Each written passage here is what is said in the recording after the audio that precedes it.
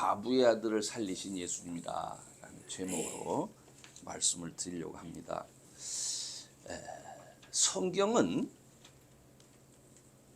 하나님이 도대체 사람들에게 어떤 분이신가, 그리고 그를 믿는 사람들에게 어떻게 일하시는가 하는 것을 알려주는 책입니다. 그러므로 성경을 읽는 사람들은 그 성경 안에 있는 장소, 또 그 배경이죠. 그리고 인물, 그리고 그들과 함께 일어나는 어떤 사건에 집중하면서 하나님께서 그때 그들에게 어떤 일을 하셨는가, 거기에 관심을 가지셔야 됩니다. 그리고 그 환경과 사건 안에서 하나님의 은혜를 입는 사람들의 특징이 뭔가, 그걸 살펴서 그런 믿음을 우리가 배우려고 하는 겁니다. 오늘 나인성 과부의 아들이 살아난 것과 같은 그런 기쁨이 저는 여러분 생활 속에서도 꼭 나타날 수 있기를 간절히 소원합니다. 우리는 지금도 성경 시대와 마찬가지로 여전히 자기를 나타내시는 하나님을 만납니다. 우리 삶 가운데 찾아오셔서 구원하시는 그런 하나님의 능력을 경험하게 되는 거예요. 우리가 교회 나와서 말씀을 들을 때도 마찬가지입니다. 목회자의 관심은 그저 재밌는 얘기 이렇게 하는데 관심이 있는 게 아니에요. 본문 말씀을 통해서 우리들에게, 우리 성도들에게, 저도 마찬가지죠. 성령 하나님께서 알려주시고자 하는 게 뭔가, 거기에 관심이 있는 거예요. 우리 듣는 성도로 하여금 하나님 말씀에 믿음으로 반응할 수 있도록 그렇게 이 말씀을 준비하는 겁니다. 그래야 여러분의 구원을 위해서 여러분들이 예수님의 이름을 부를 수 있는 거예요. 오늘 본문 주인공은 나인성의 한 과부입니다. 예수님이 나인성으로 향하고 있을 때에 이 과부의 유일한 독자죠. 죽어서 장사 지내기 위해서 그 장사 지내는 행렬이 성문을 나오고 있습니다. 과부의 사정을 딱하게 여기는 그 동네의 사람들 몇이 따르고 있습니다. 근데 이쪽에서는, 저쪽에서는 그 장사 행렬이 나오는데 이쪽에서는 예수님의 12 제자와 함께 수많은 사람들이 예수님을 따르고 있지 않습니까? 가면서 지금 그걸 보는 겁니다. 아마 이 구경거리 보면서 사람들은 수군거렸을 겁니다. 그런데 여기 모인 모든 사람들이 그것을 구경만 할 뿐, 그들이 그 장사 지내러 가는 그 과부의 아픔을 헤아릴 수 있는 사람은 아무도 없어요. 사람들은 비록 예수님이 우리와 함께 지금 있다 할지라도 이런 상황에서 예수님이 무슨 일을 할 수 있겠느냐, 아마 이렇게 생각했겠죠. 그런데 오늘 말씀은 바로 그 상황에서 예수님이 죽은 청년을 살리셨다 하는 겁니다. 아무도 생각지도 못하는, 상상할 수도 없었던 죽은 자를 예수님이 다시 일으켜 살리셨다, 이걸 말씀하고 있는 거예요. 그때 예수님은 울고 있는 과부를 불쌍히 여기면서 다가가십니다. 그래서 슬피 울고 있는데 그 과부한테 울음을 그치라 이렇게 말씀하십죠. 도대체 어떤 사람이 자식 잃은 과부의 통곡을 이해하고 그 여인에게 울음을 그치라 이걸 명할 수가 있습니까?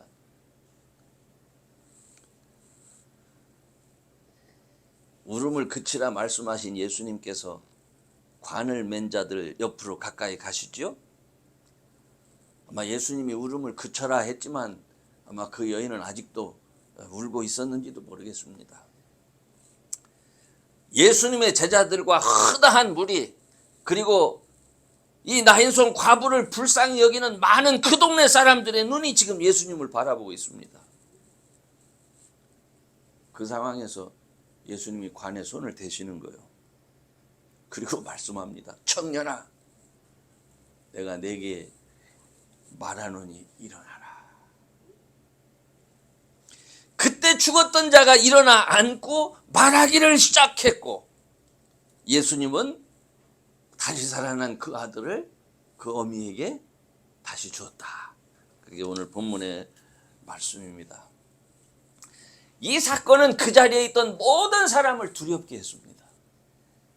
동시에 그들 중에 역사하고 계시는 하나님께 영광을 돌리기도 했습니다. 사람들은 그 일에 대해서 말하기를, 야, 큰 선지자가 우리 가운데 일어나셨다. 또 하나님이 자기 백성을 돌보셨다. 이렇게 말하면서 이 소문이 널리 퍼지게 됐다. 이것이 본문의 얘기입니다. 저는 이 본문 말씀을 통해서 소망 잃은 과부를 위해서 예수님이 행하신 것이 무엇이냐, 그걸 다시 한번 생각해 보려고 해요. 왜 예수님은 과부의 독자 아들의 죽음에 관여하셨을까? 이걸 한번 생각해 보는 거예요. 여러분이 믿거나 말거나 예수님은 죽어 관 속에 있었던 자라 할지라도 다시 일으켜 세우는 분이요. 이 사건과 관련해서 누가복음은 많은 행렬들이 거기에 있었다, 이렇게 얘기를 하고 있어요. 이 일에 많은 증인들이 있다는 얘기예요. 어쩌면 그 당시에 이 누가복음을 쓸 때 지금도 나인성에 가면 아마 지금 살고 있는 중에도 그때 일을 말하는 이가 있을 겁니다, 이 얘기요. 어쩌면 다시 살아난 그 청년이 여전히 살고 있을 수도 있고, 그 광경을 목격한 사람들이 지금도 나인성에 많이 살고 있습니다 라고 말하면서 데오빌로 각하에게 쓴 거예요. 누가복음 1장 3절부터 4절. 다 같이 한번 읽어보겠습니다. 자, 시작. 그 모든 일을 근원부터 자세히 미루어 살핀 나도 데오빌로 각하에게 차례대로 써 보내는 것이 좋은 줄 알았나니, 이는 각하로 그 배운 바의 확실함을 알게 하려 함이로라. 누가는 데오빌로에게 예수님은 바로 죽은 자를 살리시는 분입니다, 이걸 증거하고 싶은 거예요. 아마 오늘도 우리와 함께 계신 성령 하나님께서 본문을 통해서 우리들에게 예수님은 죽은 자를 다시 살리시는 분이다, 이걸 믿어라, 이걸 저와 여러분에게 요청하고 있는 겁니다. 죽은 자를 다시 살리시는 분임을 믿으라는 이유가 뭐겠습니까? 세상에 어떤 사람도, 세상에 어떤 것도 줄 수 없는 생명을 예수님은 다시 줄 수 있는 분이다, 이겁니다. 나인성 과부는 모든 소망이 끊어졌고 세상에서 살 의미를 찾을 수 없는 정말 절망 가운데 있었습니다. 그런데 그런 절망적인 자리에서 지나가는 예수님을 만난 거예요. 오늘 본문은 바로 그런 자리, 그 절망적인 자리에서 예수님을 만나게 될 때, 그 절망적인 자리에 예수님이 계실 때에 바로 그 자리에 어떤 일이 일어나느냐 하는 걸 말해주는 겁니다. 그러므로 예수님을 모시는 사람들에게 절망이란 없습니다. 모든 소망을 다 잃은 것 같은 절망, 어쩌면 살아갈 힘이 없어요. 차라리 죽는 게 나을 것 같다. 그래서 하염없이 눈물만 흘릴 수밖에 없는 상황이라 할지라도 예수님이 계시면 죽은 자도 일어나고 절망이 기쁨으로 변한다는 얘기예요. 그래서 그 속에 있던 모든 사람이 놀라고 두려워하는 일이 실제로 일어난다 하는 얘기입니다.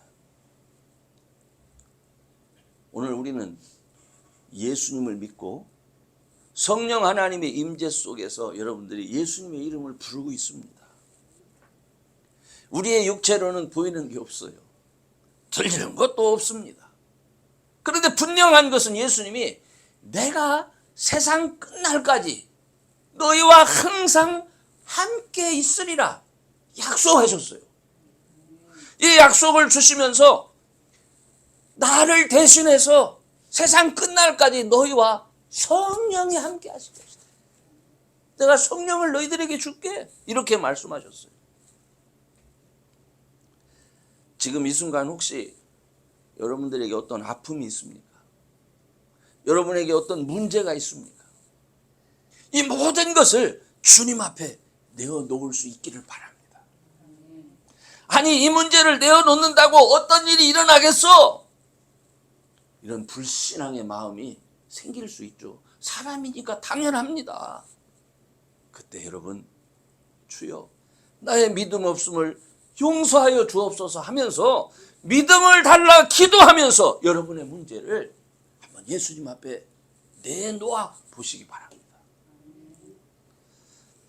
죽은 자를 살리시는 구원의 예수님, 절망과 고통 그리고 깊은 슬픔, 그런 어두움을 성령께서 새 생명으로 역사하시면서 몰아내 주실 줄로 믿습니다. 저는 이 확신과 믿음이 우리가 예수를 믿는 이유가 돼야 된다. 저는 그렇게 믿습니다. 오늘 예수님을 믿는다고 하면서 믿음 따라 살지 못하는 사람들의 가장 큰 이유가 뭔지 아십니까?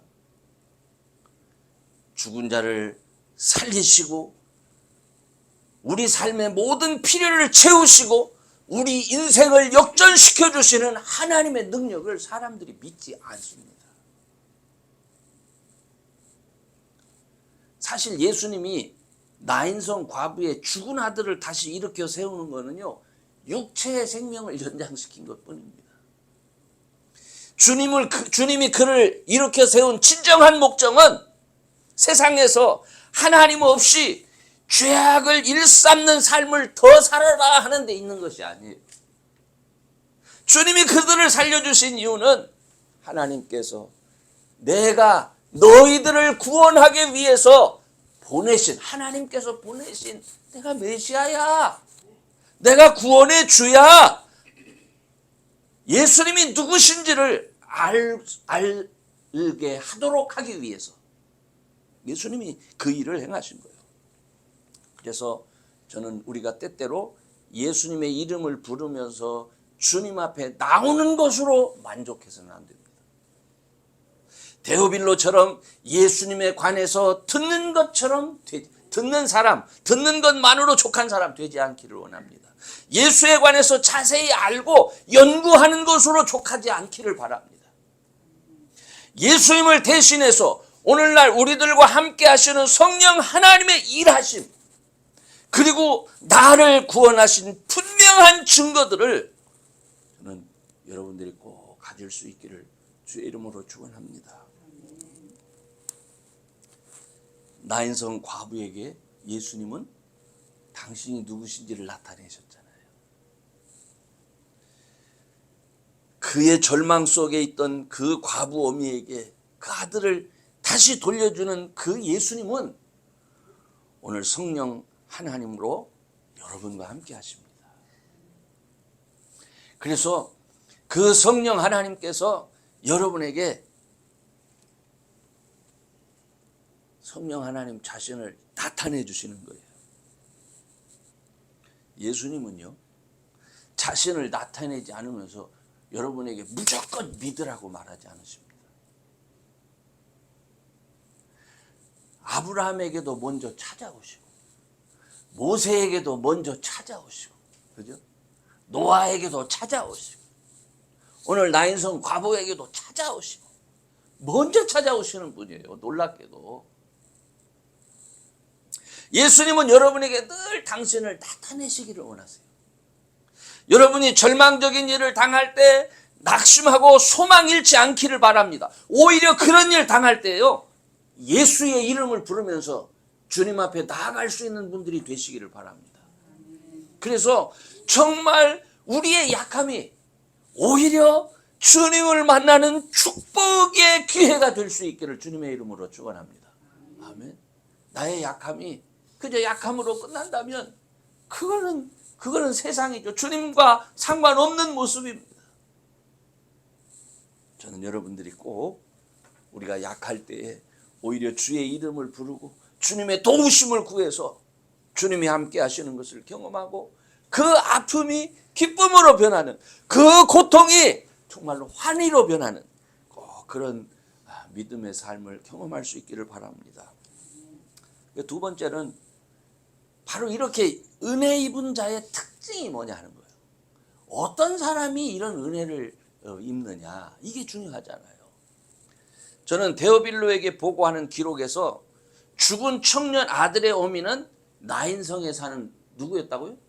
과부였다. 이걸 특별히 강조를 하는 거예요. 당시 환경에서 과부라고 하는 것은요, 정말 경제적으로 지극히 어려운 삶을 사는 사람입니다. 그런 여인에게 청년 아들은 어떤 가치라고 얘기를 해야 되나요? 때론 남편과 같이 의지도 되고 삶의 필요를 채워줄 수 있는 든든한 공급원이에요.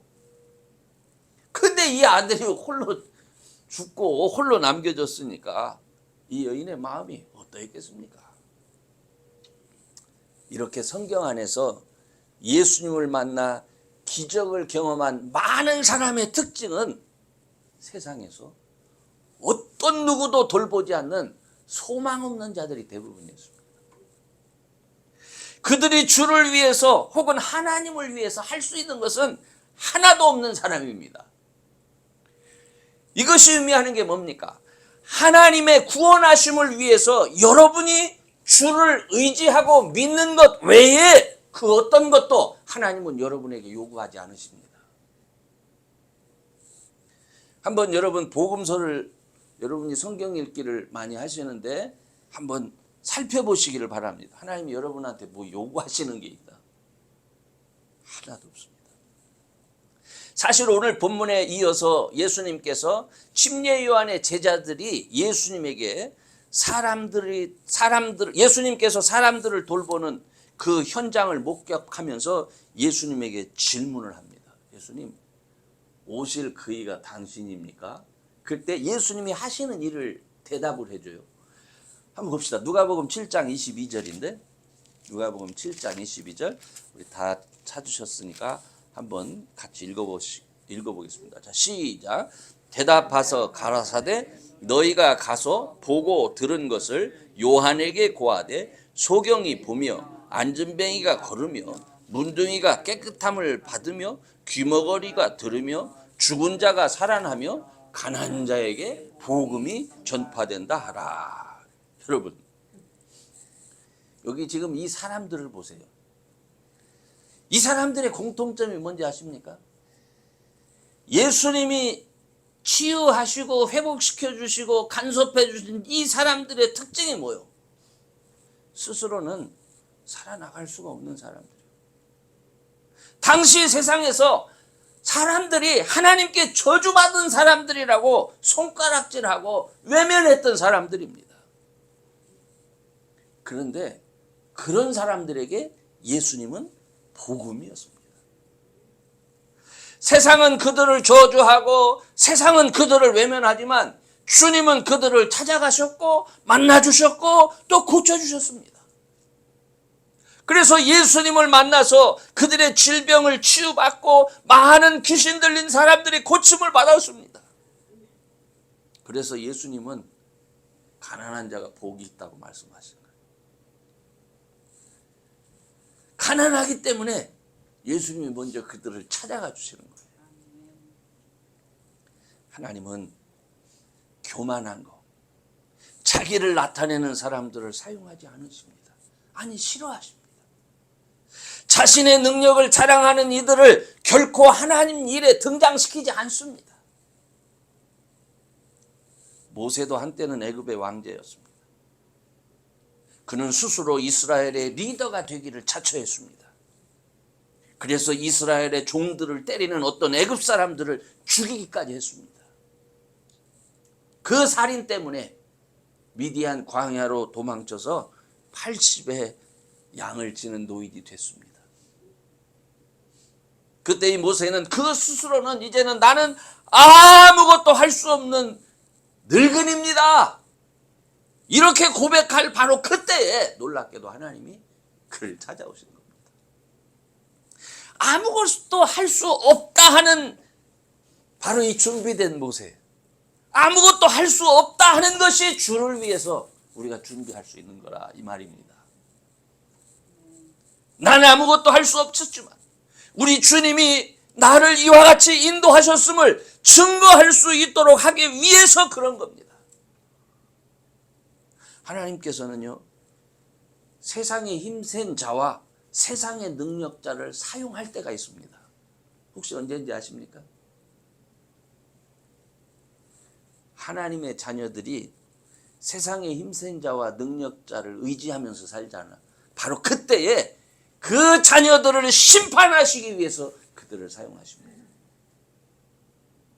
세상의 힘센 자와 세상의 능력자는 불순종하는 그 자녀들을 채찍질하실 때, 그들을 심판하실 때, 그들을 고통받게 하실 때 하나님 그들을 사용하시는 거예요. 그러므로 저와 여러분은 늘 하나님 앞에 은혜를 구하는 자리에, 은혜를 구하는 자의 자리에, 그 자리에서 구원하시는 주님을 늘 의지하는 겸손한 믿음의 사람들이 되시기를 주의 이름으로 축원합니다. 이제 결론적으로 말씀드립니다. 청년 아들을 잃고 슬퍼하는 과부에게 슬피 울지 말아라 이렇게 명하신 것처럼 우리 주님은 여러분에게 절망하지 말아라, 괴로워하지 말아라, 내가 함께 하잖아 이렇게 명하시는 분이십니다. 그리고 믿음을 가지고 주님을 바라보는 바로 그 자녀에게 당신의 하시는 일을 보여주시기를 원하시는 분입니다. 그러므로 여러분의 마음과 눈을 주님으로부터 떼지 않기를 바랍니다. 주님이 말씀하시는 일, 성령으로 하시는 일을 기대하면서 주님을 바라보시는 그런 분들이 되시기를 바랍니다. 청년아 일어나라 라고 하는 말씀과 함께 그 아들이 일어나서 말하는 것처럼 여러분의 삶 속에 있는 아픔이나 절망이나 고통이 다 떠나서 주님 말씀 안에서 기쁨을 회복하고 그래서 주를 향한 믿음이 더해지는 그런 저와 여러분 꼭 될 수 있기를 주의 이름으로 축원합니다. 기도합시다. 전능하신 하나님, 오늘 말씀을 통해서 저희들을 가르쳐 주시니 감사합니다. 우리는 그저 그리스도 예수를 우리의 주로 섬기며 의지하며 주의 이름을 부를 뿐 우리가 주를 위해서 할 수 있는 것은 아무것도 없다는 것을 알았습니다. 단지 주님께서 나를 사랑하시고 주님께서 나를 불쌍히 여기셔서 나를 구원하셨기에 그 기쁨을 증거하는 일만이 나에게 주어져 있음을 이제 깨달았습니다. 아버지, 주의 사랑을 만들어서 말하는 자 되지 말게 하시고 주의 사랑을 연구해서 말하는 자 되지 말게 하시고 정말 나의 삶의 문제 속에서 나의 아픔 속에 찾아오신 주님을 경험하며 그 말씀에 순종하며 주께서 행하시는 모든 것들에 너무나 감격하고 기뻐서 감사하며 찬양하며 주의 이름을 부르며 그것을 증거하는 저희들 되게 하여 주옵소서. 오늘도 함께 하심을 감사하며 예수님의 이름으로 기도하옵나이다. 아멘. 감사합니다. 353장 찬송가 1절 5절 부르시면서 준비하신 헌금 하나님 앞에 드리겠습니다.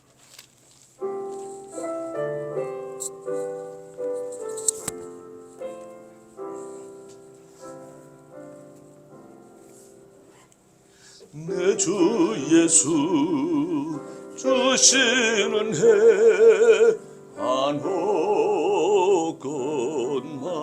한옥것만 내 주 앞에 이 적은 것 다 드리니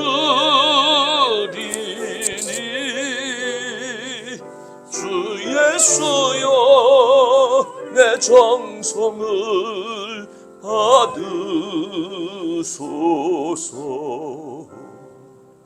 주 날 위해 그 귀하신 몸 버리사 이 내 몸을 빚값으로 사셨으니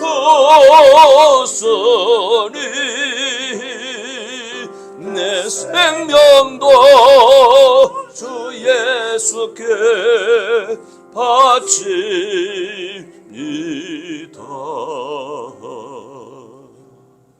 아멘. 원금을 위해서 기도합니다. 전능하신 하나님, 오늘도 사랑하는 자녀들이 주님 전에 나와 예배드리며 정성껏 준비한 예물을 드렸습니다. 하나님, 이 예물이 하나님 나라 위해서 참으로 귀하고 아름답게 주의 능력을 따라 쓰여지는 귀한 예물 되어지기를 원합니다. 드린 손길들의 삶을 주님이여 기억하여 주시고, 때때로 저희들이 세상살이에 지치고 또 힘들어서 주저앉고 싶을 때가 많이 있겠으나, 그때마다 그 연약할 때에 주의 이름을 부르게 하시고 주님의 구원을 간절히 소망하며 기도하는 자들이 되게 하여 주옵소서. 이 예물이 주의 나라를 위해서 힘있게 쓰여지듯이 하나님이여 저들의 삶 속에 하늘의 신령한 것들로 날마다 저들을 채워주셔서 감사와 기쁨이 넘치며 모든 아픔과 어려움을 능히 극복하고도 남음이 있는 하나님의 능력을 저희들에게 허락해 주옵소서. 감사하며 예수님의 이름으로 기도하옵나이다. 아멘.